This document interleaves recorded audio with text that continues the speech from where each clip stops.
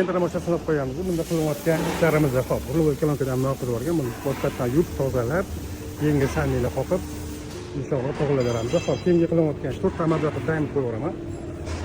Yumshoq bo'ladi, shaharda yurishga maqomda mazza qilib yuradi. Sharoylar almashib ketadi, lekin ishning hop, chashka, shamniy blok, rechapadishka обязательно almashtiriladi.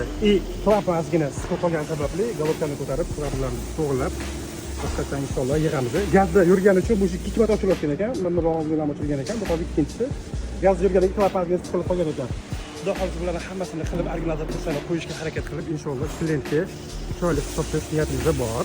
Galobkani yig'ishdan oldin ham yo'llarni tozalab, ziyanli qilib, ham yo'llarni akkuratli qilib yig'ib beramiz xudo xohlasa. Yana kimga shunaqa xizmatga kerak bo'ladigan shunaqa muammo bo'layotgan bo'lsa, menga Sardor Avtoga bemalol murojaat qilasizlar. Instagram, Telegram, YouTube kanallarim bor. Telefon nomerlarimni yozib qo'ying.